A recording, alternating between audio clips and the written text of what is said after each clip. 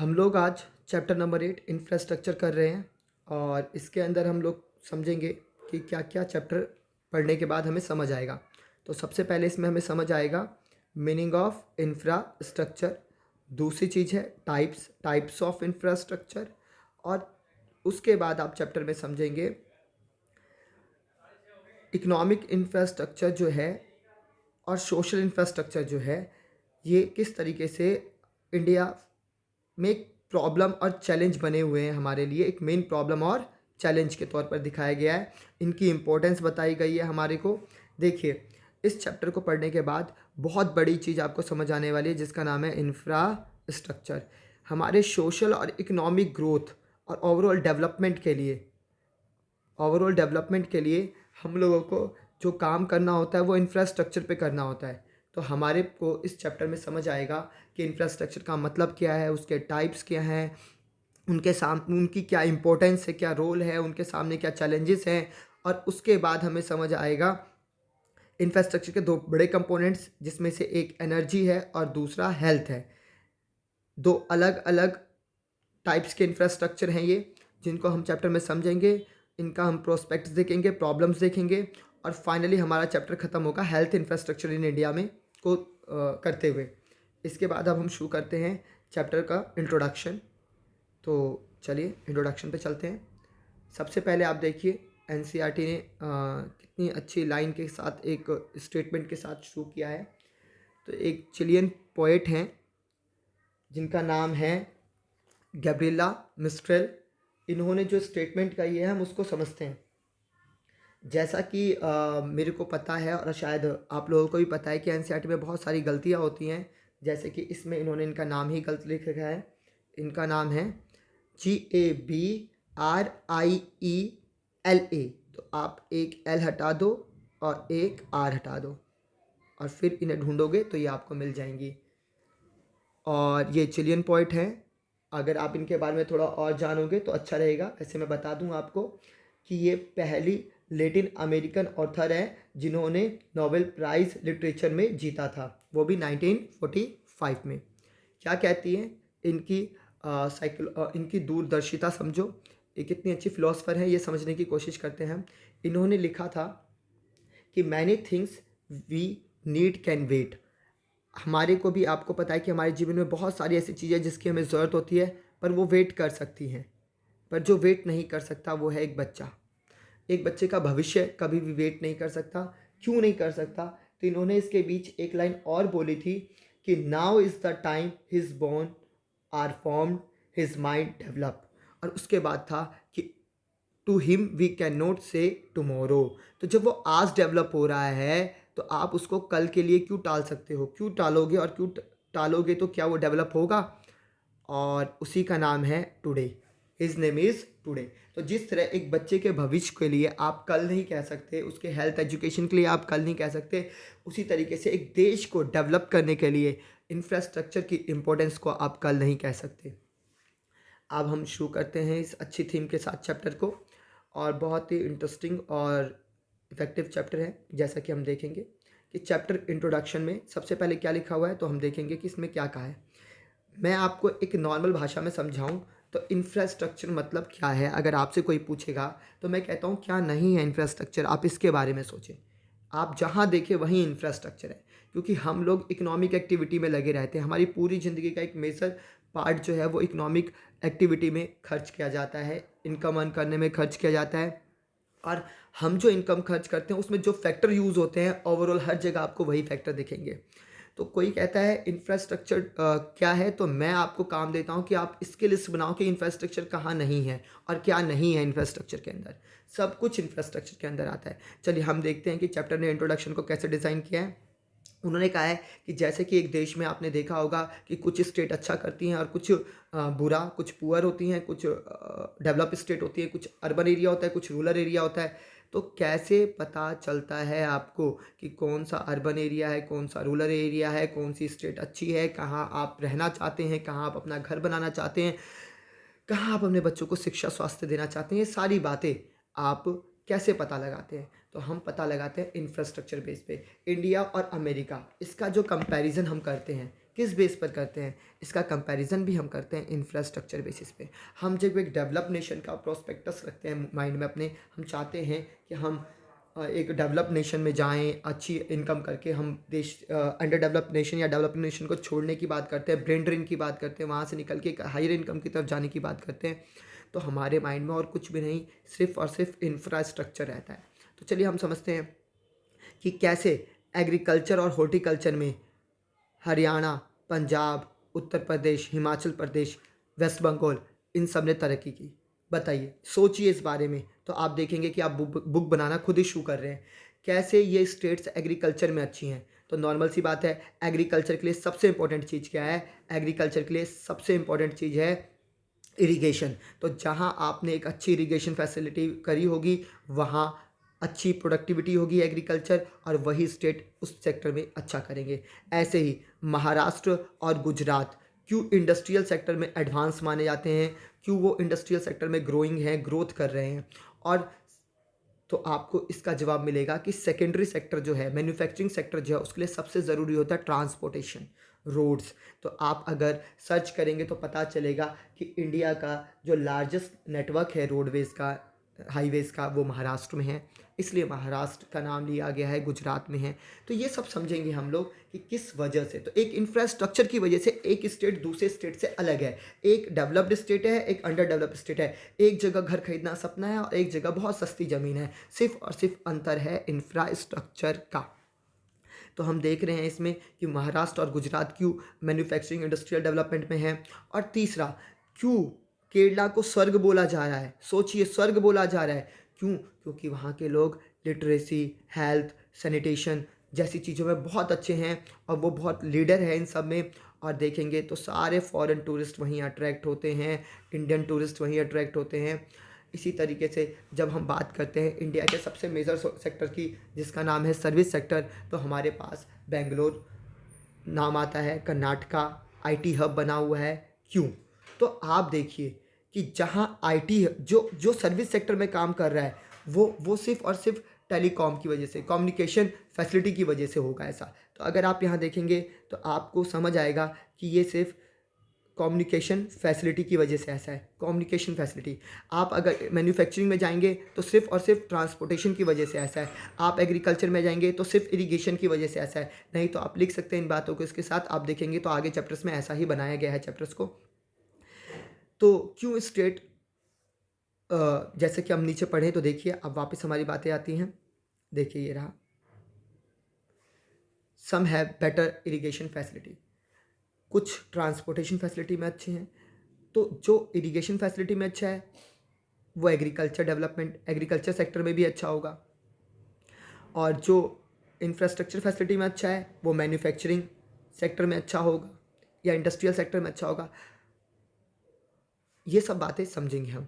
इसी तरीके से आप देखिए, जैसे कि ये देखो यहाँ लिखा हुआ है कि मैन्युफैक्चरिंग इंडस्ट्री के लिए क्या ज़रूरी है?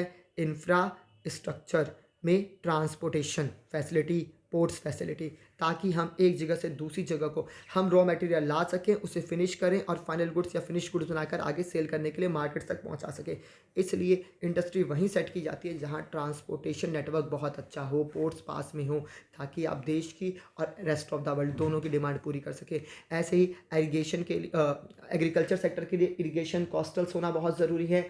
तो आपको देखना कि जो भी स्टेट्स इसमें अच्छा है, चाहे वो प्राइमरी सेक्टर में अच्छा है तो वहाँ इरिगेशन फैसिलिटी अच्छी होगी, सेकेंडरी में अच्छा है तो वहाँ ट्रांसपोर्टेशन फैसिलिटी अच्छी होगी, और अगर सर्विस में अच्छा है तो वहाँ कम्युनिकेशन फैसिलिटी अच्छी होगी। जैसा कि यहाँ लिखा हुआ है बेंगलुरु, आप देखिए देश की दूसरी second rank company TCS, Tata consultancy service, Wipro, top 10 companies उठाइए आप अगर आईटीज़ की तो आपको मिलेंगी। 5 कंपनी उठाए तो देखेंगे आप विप्रो, इन्फोसिस, टेक महिंद्रा, एचसीएल। तो ये सारी कंपनियां जो हैं बहुत बड़ा मेजर कंट्रीब्यूशन है हमारे ग्रोथ और डेवलपमेंट में। ये कर्नाटका के अंदर बेंगलुरु में इनके ऑफिसेज हैं, वहीं से ये आईटी हब बना हुआ है पूरा। तो किस तरीके से हमारे को फॉरेन करेंसी अर्न करने में एफडीआई को प्रमोट करती हैं, डोमेस्टिक कंट्रीब्यूशन करती हैं, ग्रोथ करती हैं। तो इन सब ग्रोथ, ये जो ग्रोथ करती है, इन सब के लिए जो सपोर्ट स्ट्रक्चर है उसी का नाम है इंफ्रास्ट्रक्चर। तो ये जो भी सपोर्ट स्ट्रक्चर है वही है इंफ्रास्ट्रक्चर। तो आइए हम समझते हैं अब इंफ्रास्ट्रक्चर क्या है।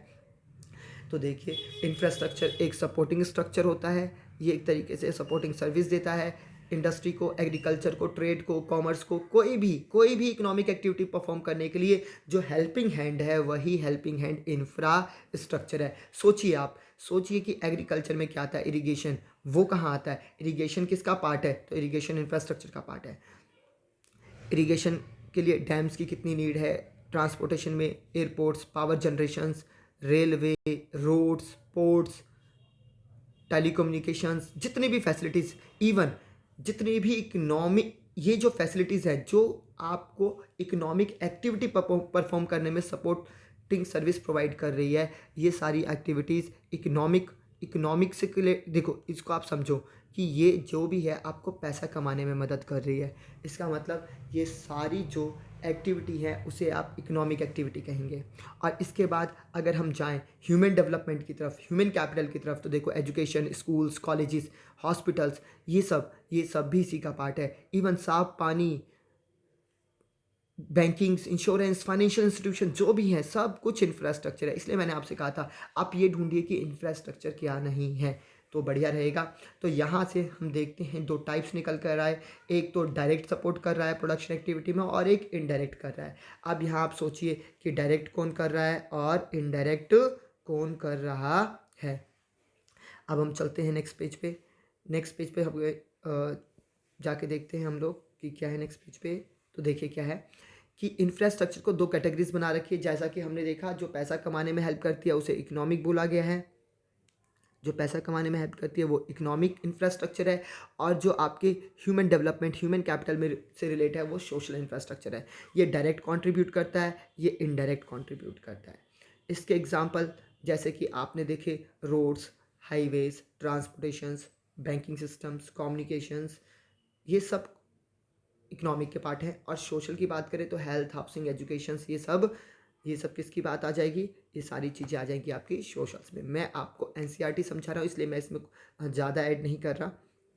जैसे कि आप यहाँ देखिए तो एक सोशल इंफ्रास्ट्रक्चर दिखाया गया है और बताया गया है कि ये एक नेशन के लिए कितना इम्पोर्टेंट इंफ्रास्ट्रक्चर है। यहीं से आप शिक्षा लेकर, ज्ञान लेकर, स्किल्स, एफिशिएंसी, इफेक्टिव होकर निकलते हैं और फिर कंट्रीब्यूट करते हैं देश की जीडीपी में, और फिर आपकी जीडीपी बढ़ती है, डेवलपमेंट होता है देश का।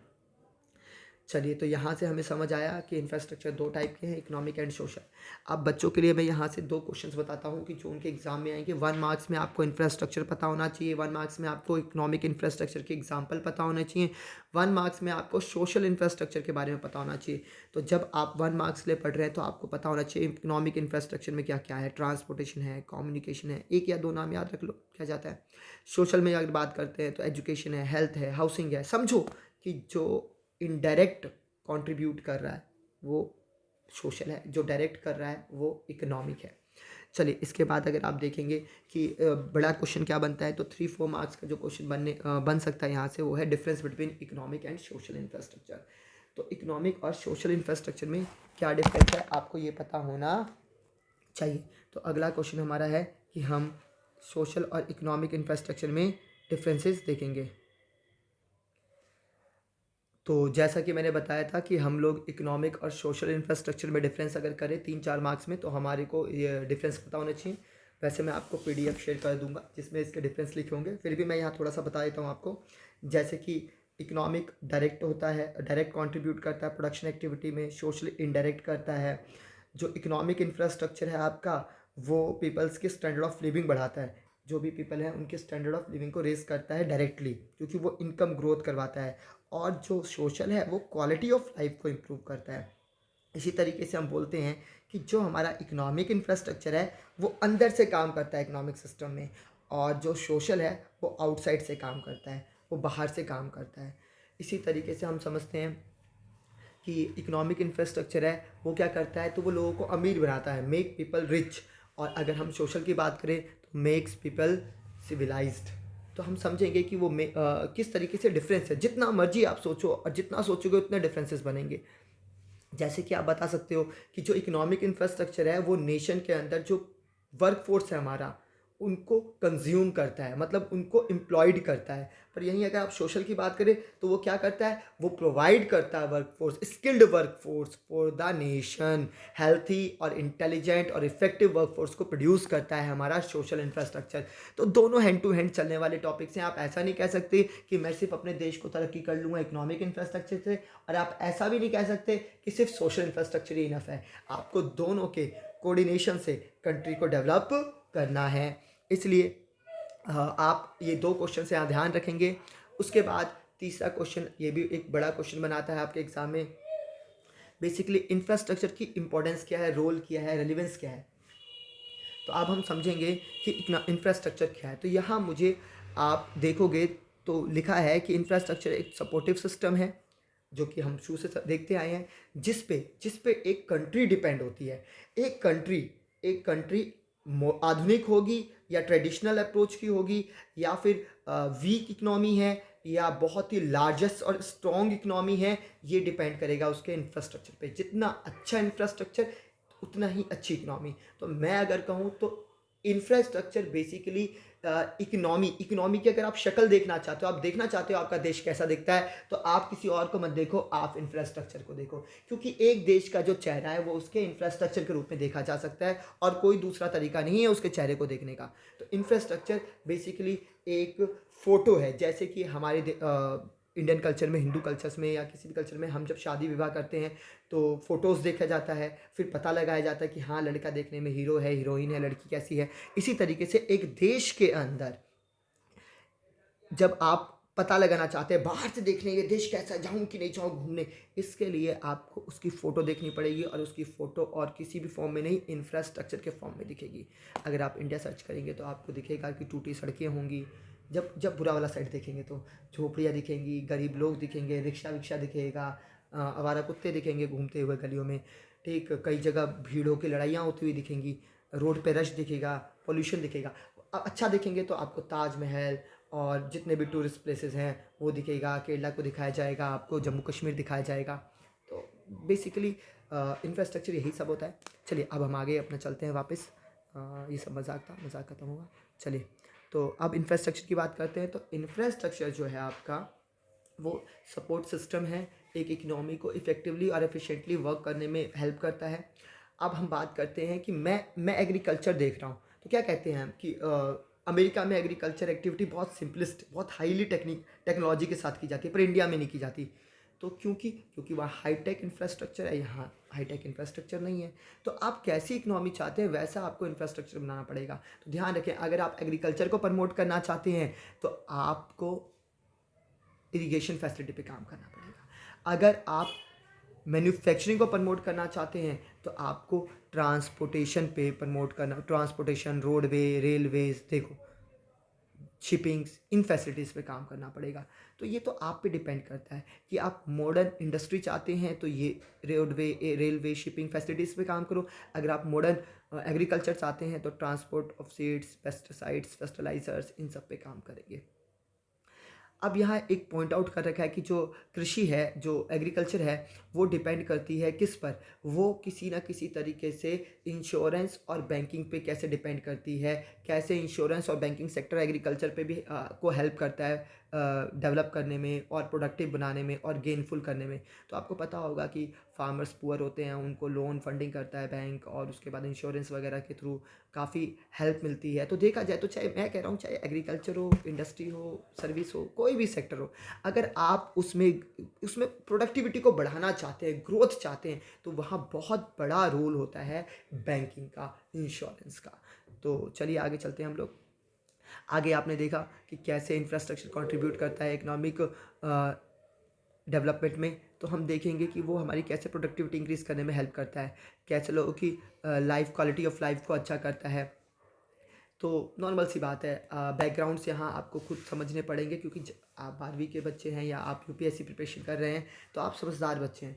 इसका मतलब ये है कि आप इस बात को समझिए कि इकोनॉमिक डेवलपमेंट, बुक का नाम क्या है, इंडियन इकोनॉमिक डेवलपमेंट। अब इंडियन इकोनॉमिक डेवलपमेंट में कौन सा चैप्टर है, इंफ्रास्ट्रक्चर। तो इंफ्रास्ट्रक्चर का कंट्रीब्यूशन कैसे है डेवलपमेंट में, यहाँ ये वाला जो क्वेश्चन है आपका, ये क्वेश्चन आपके लिए 3, 4 और 6 मार्क्स के लिए बैठा हुआ है। आप इसको बताइए, इसको समझाइए कि कैसे इकोनॉमिक डेवलपमेंट में इंफ्रास्ट्रक्चर का रोल है।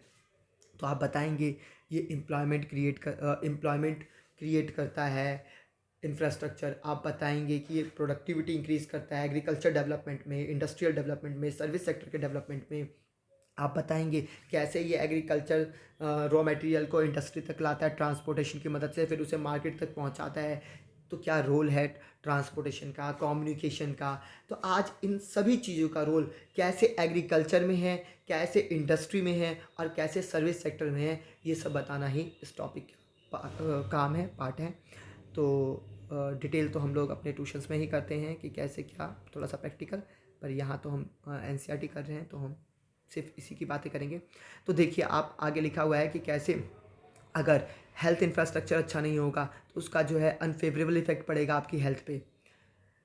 इसलिए आप अगर चाहते हैं कि हम लोग एक हेल्थी एंड वेल्थी लाइफ जिएं, तो आपको हेल्थी और वेल्थी होने के लिए इकोनॉमिक और सोशल इंफ्रास्ट्रक्चर पे काम करना पड़ेगा। हेल्थ मिलेगा सोशल इंफ्रास्ट्रक्चर से और वेल्थ मिलेगा इकोनॉमिक इंफ्रास्ट्रक्चर से। और अगर हम बात करें तो आधी से ज़्यादा बीमारियां हमारी गंदा पानी पीने की वजह से होती हैं, और साफ़ सफाई ना रखने की वजह से। अगर हम इन दोनों को इम्प्रूव कर लें तो हमारे देश में मॉर्बिडिटी कम हो जाएगी, जैसा कि इसमें बता रखा है। यहाँ ये 1 मार्क्स का आ सकता है, यहाँ मैं लिख देता हूँ मॉर्बिडिटी होता क्या है। जैसा यहाँ लिखा है फॉल टू इल, इसका मतलब कि बीमार होने की संभावना कम हो जाएगी अगर आप साफ़ सुथरा पानी पिएंगे और साफ़ सुथरा रहेंगे दोनों से। अब हम आगे बात करेंगे इस चैप्टर में कि कैसे कोई भी देश, जैसा कि बताया गया इस पूरे पैराग्राफ में कि इंपॉर्टेंस क्या है, रेलिवेंस क्या है, तो अभी तक सारा पॉजिटिव था। लास्ट में देखेंगे तो एक नेगेटिव पॉइंट आता है हमारे पास। नेगेटिव पॉइंट क्या है कि जैसे जैसे आप इंफ्रास्ट्रक्चर को बढ़ा रहे हो, आप कह रहे हो बहुत सारी सड़कें होनी चाहिए, बहुत मॉडर्न इकोनॉमी होनी चाहिए, तो मॉडर्न इकोनॉमी आपको क्या दे रहा है? पॉल्यूशन दे रहा है। हाँ, तो बिल्कुल सही, मॉडर्न इकोनॉमी से एयर पॉल्यूशन हुआ है, वाटर पॉल्यूशन, सब कुछ हुआ है। मैं ये बोल ही नहीं रहा कि इसका कोई नेगेटिव इम्पैक्ट नहीं है, नेगेटिव इम्पैक्ट्स भी हैं, पर हमारे पॉजिटिव इम्पैक्ट हमेशा नेगेटिव इम्पैक्ट से ज़्यादा होने चाहिए। तो ये लॉस नहीं होगा, ये प्रॉफिट ही होगा। इसलिए आप लोग जब डेवलपमेंट और ग्रोथ की रेस में भागते हैं, इंफ्रास्ट्रक्चर डेवलपमेंट करना चाहते हैं, तो आप साथ में इस बात का ध्यान रखें कि कहीं आप अपनी इकनॉमी को पॉल्यूट तो नहीं कर रहे। आप अपनी इकनॉमी को क्या क्या डेवलपमेंट के लिए, इंफ्रास्ट्रक्चर डेवलपमेंट के लिए, इकोनॉमिक डेवलपमेंट के लिए आपको क्या चुकाना पड़ रहा है? आपको चुकाना पड़ रहा है अपनी इन्वायरमेंटल डिग्रेडेशन। इसलिए अगला चैप्टर इन्वायरमेंट बनाया गया है इसके अंदर, ताकि वो इसके नेगेटिव इम्पैक्ट को पढ़ा सके। इसलिए यहाँ इस बात को डिस्कस करने से अच्छा है कि हम नेक्स्ट चैप्टर में डिस्कस करेंगे कि कैसे क्या नेगेटिव इम्पैक्ट्स हैं इंफ्रास्ट्रक्चर के। चैप्टर पॉजिटिव वाला है तो पॉजिटिव करते हैं, कोई दिक्कत नहीं है बच्चों। चलिए 8.4 में दिया गया है इसके अंदर इंफ्रास्ट्रक्चर का इंडिया में किस हालत में है, हमारे देश में किस हालत में है इंफ्रास्ट्रक्चर, सोशल और इकोनॉमिक दोनों इंफ्रास्ट्रक्चर की हालत क्या है, हम ये देखेंगे। चलिए तो हम अब नेक्स्ट पेज पे चलते हैं। जैसा कि आपको पता है कि जब एक बच्चे का जन्म होता है तो उसकी जिम्मेदारी सिर्फ पिता की नहीं होती या सिर्फ माता की नहीं होती। माता ये नहीं कह सकती पिता की तुम्हारी जिम्मेदारी है, और पिता माता को नहीं कह सकता।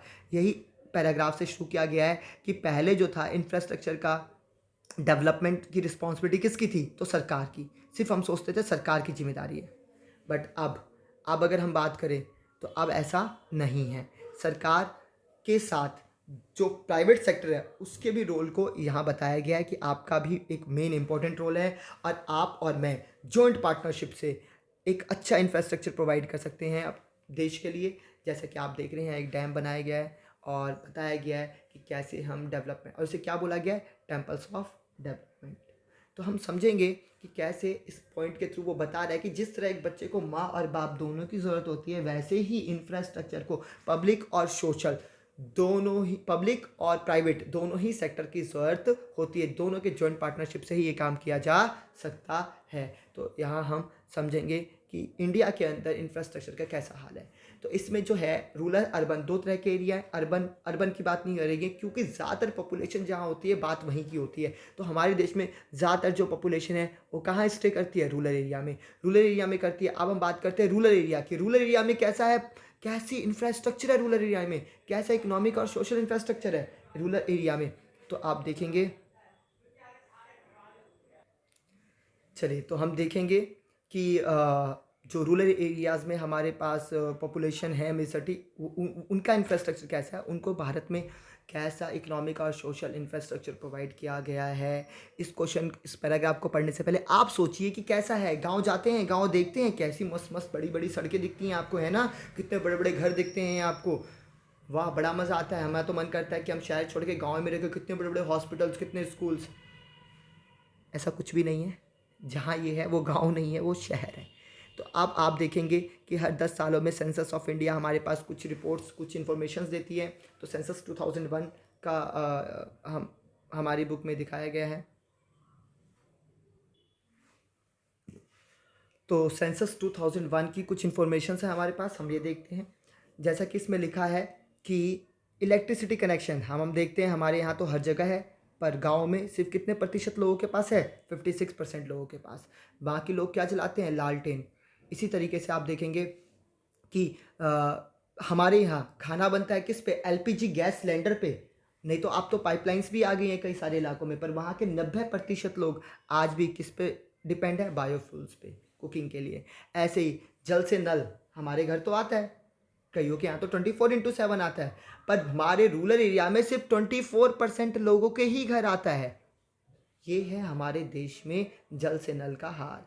इसी तरीके से आप देखेंगे कि कैसे आगे बताया गया है कि हमारे देश का बड़ी पॉपुलेशन 76% लोग कहाँ डिपेंड हैं, तो गाय भैंसों की तरह है, नदी झील तालाबों पर जो गंदे हो चुके हैं, नाले का पानी आता है जिसमें, उस पर निर्भर करते हैं वो लोग। चलिए आगे देखते हैं हम लोग कि रूरल एरिया में देखो सैनिटेशन, वाह सिर्फ 20% लोग, बहुत बढ़िया बहुत बढ़िया। तभी तो 2017-18 में हम शौचालय बनवा रहे थे देश के अंदर रूरल एरियाज़ में, और मूवी भी बनी थी, टॉयलेट एक प्रेम का था, देखना कितना बुरा हाल था सैनिटेशन का रूरल एरियाज़ में। चलिए इसी तरीके से हम आगे चलते हैं। अब क्या है कि इंफ्रास्ट्रक्चर की 2-4 मेजर बातें तो बता दी, पर बाकी के लिए एक टेबल बनाया है। उन्होंने कहा है कि जाओ टेबल 8.1 देखो और वहाँ देखो कि क्या हाल है इंफ्रास्ट्रक्चर का, और कुछ अदर कंट्रीज से कंपेयर भी कराया है। कह रहे हैं देखो आईना जाकर कैसे हो आप। अब यहाँ देखेंगे तो इंडिया की इन्वेस्टमेंट कितनी है, 34% है। तो देखो कुछ चीज़ें याद करने वाली हैं, जैसे कि इसके अंदर 34% इन्वेस्टमेंट करती है हमारी जीडीपी का। उसके बाद हाउस होल्ड इलेक्ट्रिसिटी कनेक्शंस क्या हैं, ये सारी बातें लेटेस्ट एनसीईआरटी की पीडीएफ डाउनलोड करके उसमें से डाटा रिकॉर्ड कर लेना बस, क्योंकि ये हर बार चेंज होता रहेगा। अब सेंसस 2001 नहीं 11 का आना है, और आगे वाले बच्चों के पास 2021 का आना है, तो इस चीज़ का ध्यान रखेंगे, बस यही बदलेगा और बाकी कुछ नहीं बदलता एनसीईआरटी में कई सालों से। नेक्स्ट पेज पे चलते हैं अब हम। नेक्स्ट पेज पे जाके देखा, ये टेबल दिखी हमारे को। टेबल में बता रहा है कि इंडिया का कितना परसेंट पॉपुलेशन खर्च कर रहा था, 34, हमने देखा था 34% खर्च करता है इंडिया। हमसे ज़्यादा 2 कंट्रीज़ करती हैं, एक तो इंडोनेशिया और दूसरा चाइना। ध्यान रखना हमारी जीडीपी 100 रुपये है तो हम उसका 34% ही खर्च करते हैं, इसका मतलब ये है। पर चाइना इंफ्रास्ट्रक्चर का 46% खर्च करती है 100 में से, और इंडोनेशिया करती है 35। और बाकी अदर बताया है इसमें, जैसे कि दूसरी चीज़ है मोबाइल सब्सक्राइबर। तो देखिए 2015 का डाटा है, 100 सब्सक्राइबर के ऊपर बताया गया है कि 79 लोग मोबाइल नेटवर्क सिम है उनके पास। पर यही डाटा आप बाकी के देशों में देखोगे तो देखो कितना अच्छा डाटा दिख रहा है आपको। चलिए इसके बाद हम बात करते हैं, ऐसी टेबल है आप याद कर लेंगे, कोई मतलब मेरा कोई इसमें ज़रूरत नहीं है। आगे हम देखेंगे कि चाइना और इंडोनेशिया, इसमें फार बिलो लिखा है, पर आप देखेंगे अरे हम ज़्यादा दूर तो है नहीं, हम तो पास में ही हैं। तो पहले बहुत दूर हुआ करता था डिफरेंस, धीरे धीरे ये कम होता चला गया है, क्योंकि इंडिया एक डेवलपिंग कंट्री है, और डेवलपिंग कंट्री है तो इस वजह से उसको बहुत सारा एक्सपेंडिचर करना पड़ता है। आगे हम देखेंगे कि ये वाला मेरा सबसे अच्छा पैराग्राफ है, क्योंकि यहाँ क्या है, यहाँ इकोनॉमिस्ट ने क्या प्रोजेक्ट किया इंडिया के लिए कि इंडिया 3rd बिगेस्ट इकोनॉमी होगा दुनिया का आने वाले टाइम पे। पर कब होगा बताया गया है, India will have to boost its infrastructure investment. तब होगा ना जब हम ये करेंगे, हम ये करेंगे नहीं तो बनेंगे कहाँ से इंफ्रास्ट्रक्चर इन्वेस्टमेंट। चलिए उसके बाद बताया है कि जो आपकी इनकम है वो बढ़ती है जब कंट्री की, कब बढ़ती है, जब ग्रोथ या डेवलपमेंट होती है। तो इसके साथ साथ आप देखेंगे कि आपका इंफ्रास्ट्रक्चर भी चेंज होगा। हाँ बिल्कुल सही है, इंफ्रास्ट्रक्चर बढ़ेगा तभी तो इनकम बढ़ेगा, दोनों साथ साथ चलने वाले हैं। तो वो बता रहा है कि कैसे हर किसी देश की इंफ्रास्ट्रक्चर नीड अलग होती है। अब देश तो छोड़ो, एक ही देश में एक गांव और एक शहर की इंफ्रास्ट्रक्चर नीड अलग है, एक गरीब और एक अमीर की इंफ्रास्ट्रक्चर नीड अलग है। जैसा कि इसमें बताया गया है कि जो बेचारा गरीब है वो क्या चाहता है, वो चाहता है बेसिक इंफ्रास्ट्रक्चर। जैसे गाँव में चाहता है इरीगेशन फैसिलिटी हो, यातायात ट्रांसपोर्टेशन फैसिलिटी हो, घर में लाइट आए, पावर हो, बस उसके लिए ये इंपॉर्टेंट है। पर पर जो अमीर लोग हैं उनकी क्या है, उनकी डिमांड क्या है, उनकी डिमांड है टेली कम्युनिकेशन, 3G नहीं, 4G नहीं, 5G आए, 7G आए, 8G आए हमारे पास। हमारे घर ज़्यादा से ज़्यादा major power, share of power हमारे पास हो, उनकी नीड इस पर ज़्यादा होती है। तो यहाँ बताया गया है कि एक बेसिक इंफ्रास्ट्रक्चर जो है वो लो इनकम की एक अलग इंफ्रास्ट्रक्चर है, हाई इनकम की एक अलग इंफ्रास्ट्रक्चर है। इन बेचारों को चाहिए कि छोटा मोटा अस्पताल भी हमारे हमारे गांव में आ जाए, हमारे यहाँ मिले, और इनको चाहिए 5 स्टार होटल जैसा हॉस्पिटल। तो हर किसी की अलग अलग होती है। बताया गया है कि इंफ्रास्ट्रक्चर एक ही नहीं है, हर किसी की नीड और अलग अलग होती है, तो इंफ्रास्ट्रक्चर भी अलग अलग होता है। आगे इस लाइन को इन्होंने बताया जो मैंने ऊपर बोला था कि कैसे डेवलपमेंट ऑफ इंफ्रास्ट्रक्चर जो है आपका और इकोनॉमिक डेवलपमेंट है, गो हैंड इन हैंड, देखा, साथ साथ चल रहे हैं। चलिए, इसके बाद बताया गया है कि इसी तरीके से वहाँ अमीर और गरीब बेसिस पर था, यहाँ एग्रीकल्चर और इंडस्ट्री बेसिस पर है। एग्रीकल्चर को क्या चाहिए, इरीगेशन फैसिलिटी। इंडस्ट्री को क्या चाहिए, power generation, electricity, transportation, communication. तो अब आप समझ रहे हैं कि इंफ्रास्ट्रक्चर हर एक सेक्टर का भी अलग है, हर एक व्यक्ति का भी अलग है। और फाइनली चैप्टर ने बताया कि ये जो इंफ्रास्ट्रक्चर है सोशल और इकोनॉमिक, तो इकोनॉमिक से हम एनर्जी पढ़ाएंगे आपको और सोशल से हेल्थ पढ़ाएंगे, क्योंकि भैया बहुत सारा तो नहीं पढ़ा सकते, क्योंकि चैप्टर बहुत और भी बहुत सारे चैप्टर डिज़ाइन है इंडियन इकोनॉमिक डेवलपमेंट में, छोटी सी क्लास है 12th। तो इसलिए इसके अंदर हम इकोनॉमिक और हेल्थ इंफ्रास्ट्रक्चर की बात करेंगे। अब 21-22 के सेशन की बात कर रहा हूँ, तो यहाँ एनर्जी आपके सिलेबस से हटा दिया गया है, तो आप लोगों का काम बिल्कुल आसान हो गया है, आप लोगों ने सिर्फ हेल्थ पढ़ना है। तो नेक्स्ट हम हेल्थ इंफ्रास्ट्रक्चर पे देखेंगे अपनी दूसरी वीडियो। टाटा, बाय बाय, खुश रहें, सुखी रहें।